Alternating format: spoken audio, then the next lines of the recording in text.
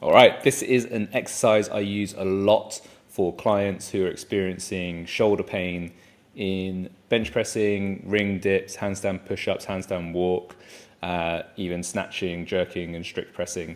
So most of the pushing type upper body movements or full body movements.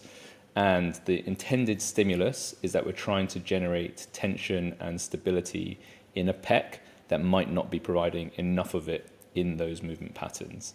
So you'll tend to see this in people who are towards the hypermobile end of the spectrum. They might be very strong in other ways, but have experienced a strength plateau in those movements. So it's not uncommon that they might be adding kilos to their weighted pull-ups, or their horizontal pulling is really strong and making progress, but they've just hit a certain level in the pushing movements, and then they just keep getting discomfort and can't get past a certain number or a certain number of reps. The key objective, the intended training stimulus, is to teach this pec to be engaged during the pressing movement pattern.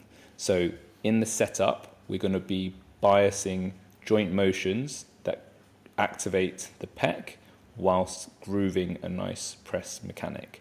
So if we're training the left arm, we're going to have the left foot forwards to create some separation. So the left arm is being pulled back. We're going to drive the left hip forwards, so the shoulders and the hips are rotating in different directions. This helps create length through the pec major.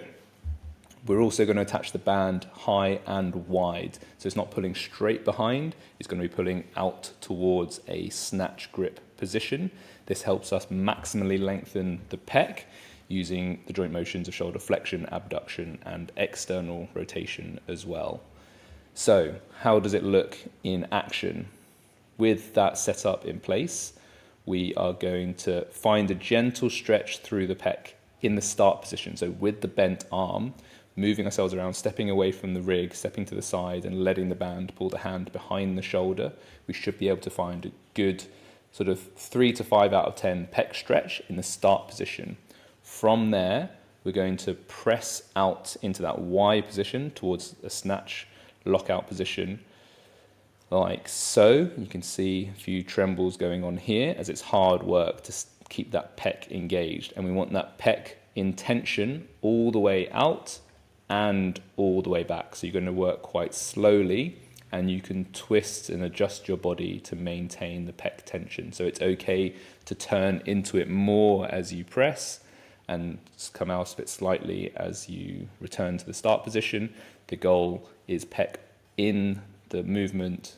You can feel the tension in both directions of the press. And we're going to work through 3 to 10 reps, depending on how much work this feels like for you. For some people, this will be world-endingly difficult, but the key thing is that the pec is in throughout.